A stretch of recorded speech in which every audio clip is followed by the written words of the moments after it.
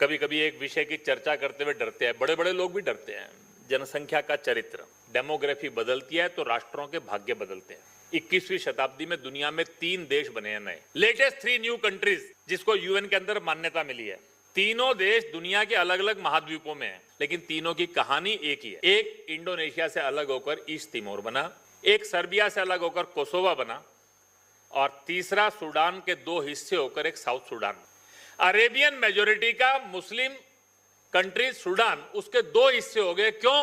क्योंकि southern Sudan जो है 60 साल के अंदर कन्वर्जन बढ़ते बढ़ते that become a Christian majority area.